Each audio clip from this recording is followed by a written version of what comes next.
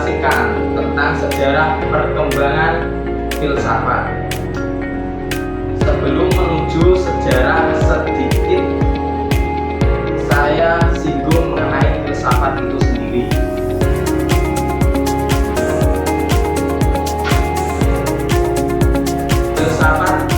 Filsafat adalah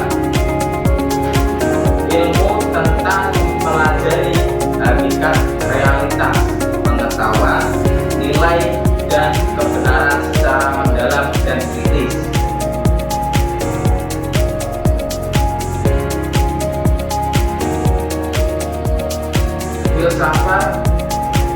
Belajar filsafat untuk mencari sebuah jawaban atas pertanyaan-pertanyaan mendasar tentang kehidupan, alam, semesta, dan manusia. Ini saya akan menjelaskan tentang sejarah filsafat. Sejarah filsafat itu ada 3 periode. Yang pertama, periode pada masa Yunani. Yang kedua, masa abad pertengahan.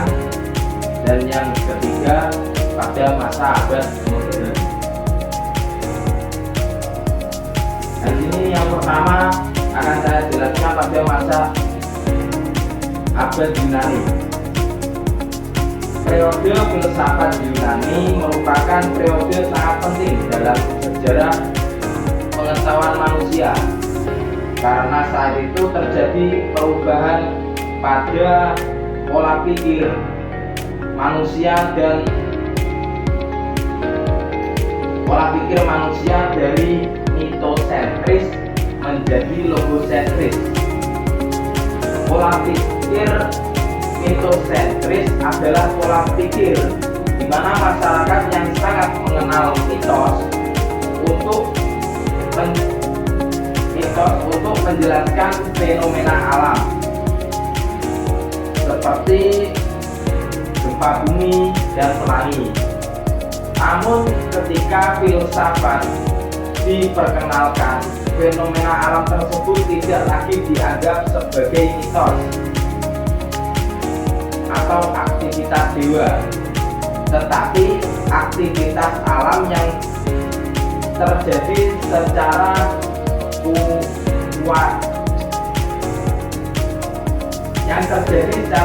kausalitas. Yang kedua yaitu menjelaskan tentang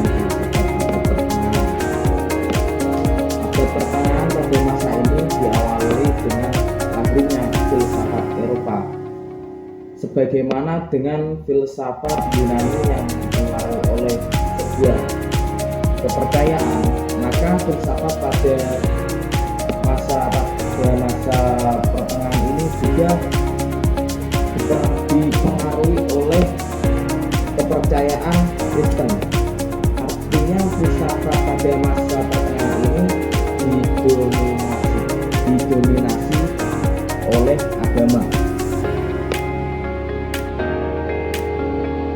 Kemudian pada abad ke-6, abad pertengahan ini, pada masa pertengahan inilah mulai muncul bangunan sekolah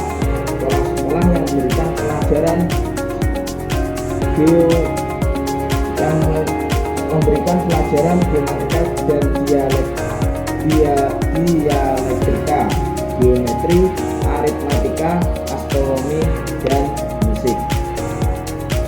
Dan keadaan inilah yang akan mendorong filsafat ke abad ke-13 yang ditandai dengan berdirinya universitas dan ordo-ordo. Dalam ordo inilah mereka mengabdikan dirinya untuk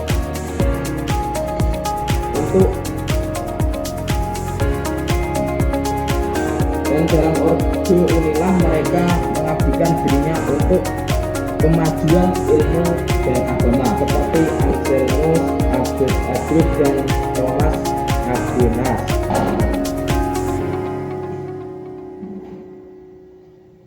kalangan para ahli pikir Islam atau periode filsafat skolastik Islam, muncul beberapa tokoh ahli filsafat Islam seperti Al-Kindi, Al-Farabi, dan Ibnu Sina. Dan mereka adalah tokoh filsafat Islam dengan pengembangan ilmiah. Kemudian pikiran-pikiran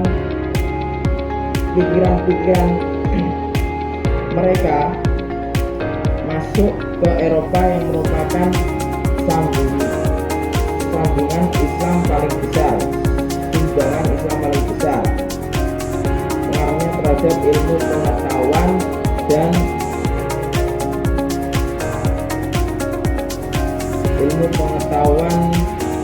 dan pemikiran filsafat, terutama dalam teknologi dan ilmu pengetahuan alam. Pada masa pertengahan akan menuju ke masa modern. Pada abad pertengahan ke abad modern dalam sejarah filsafat disebut sebagai masa peralihan atau masa transisi, yaitu munculnya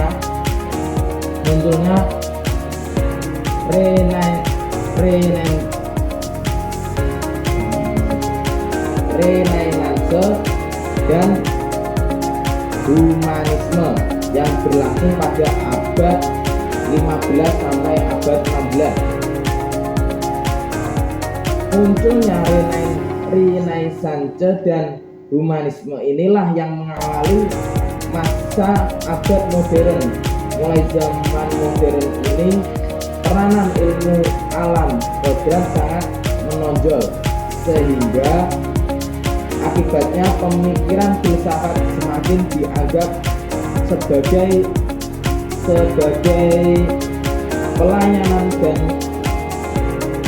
pelayan dari teologi, yaitu sebagai suatu sarana untuk menciptakan kebenaran mengenai Tuhan yang dapat dicapai oleh akal manusia. Yang kemudian masa abad modern. Pada masa abad modern ini, pemikiran filsafat berhasil merupakan manusia pada empat yang sentral dalam pandangan kehidupan, sehingga corak pemikirannya yaitu pemikiran filsafat berdasarkan pada akal pikiran dan pengalaman. Jadi pada masa modern itu yang diutamakan adalah akal pikiran dan sebuah pengalaman. Sebelumnya pemikiran ini telah dikemukakan bahwa munculnya Renaissance dan humanisme sebagai awal masa abad modern, di mana para ahli filsuf menjadi pelopor perkembangan filsafat. Kalau pada abad pertengahan yang menjadi pelopor perkembangan filsafat adalah para pemuka agama, pemikiran filsafat pada abad modern ini berusaha meletakkan dasar-dasar bagi metodologis ilmiah.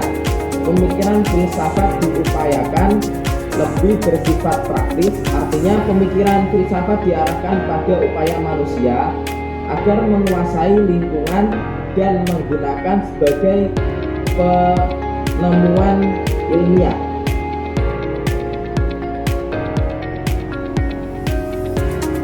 Karena semakin pesatnya orang menggunakan metode induksi atau eksperimental dalam sebagai penelitian ilmiah, akibatnya perkembangan pemikiran filsafat mulai tertinggal oleh perkembangan ilmu-ilmu alam.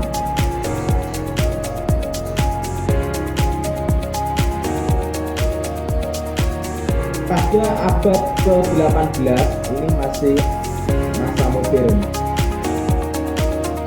Perkembangan pemikiran filsafat mengarah pada filsafat ilmu pengetahuan, di mana pemikiran filsafat diisi dengan upaya manusia bagaimana cara atau sarana yang dipakai untuk mencari sebuah kebenaran dan kenyataan.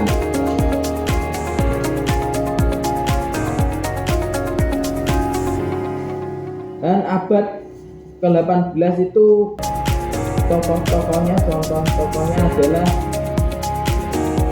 David Hume dan Rousseau.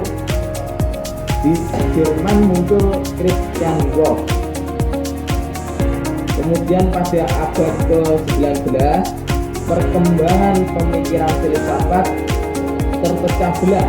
Pemikiran filsafat pada saat itu telah mampu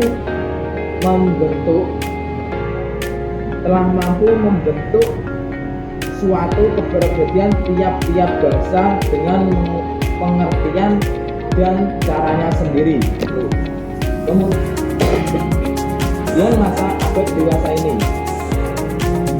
filsafat dewasa ini atau filsafat abad ke-20 juga disebut sebagai filsafat kontemporer, yang merupakan ciri khas pemikirannya filsafat adalah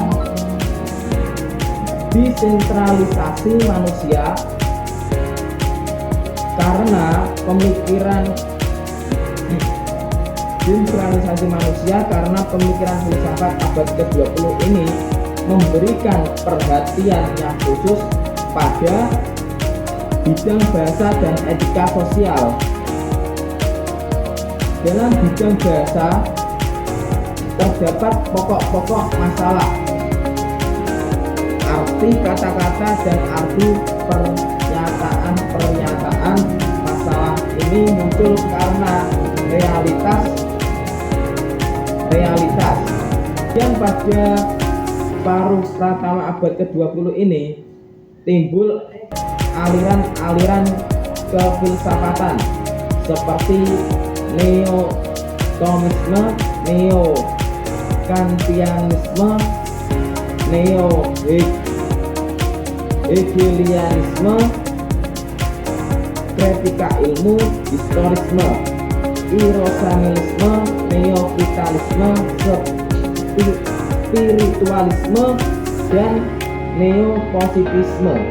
Aliran-aliran tersebut sampai sekarang hanya sedikit yang masih bertahan. Sementara pada awal belahan akhir abad ke-20 muncul aliran kefilsafatan yang lebih dapat memberikan corak pemikiran seperti filsafat analitik, filsafat eksistensi, strukturalisme, dan kritikan sosial. Kemudian apa manfaat kita belajar filsafat?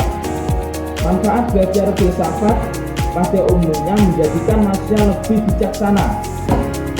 Bijaksana yang artinya memahami pemikiran yang ada di sisi mana pemikiran itu disimpulkan, memahami dan menerima sesuatu yang ada dari sisi mana keadaan itu ada. Sekian dari saya yang bisa saya sampaikan, yang saya bisa jelaskan tentang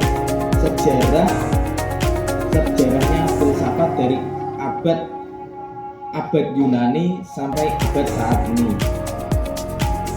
Semoga bermanfaat bagi kalian sebagai pendengar dan terutama bermanfaat bagi diri saya sendiri untuk menambah sebuah ilmu pengetahuan tentang filsafat. Sekian dari saya, kurang lebihnya saya mohon maaf. Kalau ada tutur kata atau penjelasan yang kurang paham, maka kalian baca sendiri di sejarah filsafat. Sekian dari saya, terima kasih. Wassalamualaikum warahmatullahi wabarakatuh.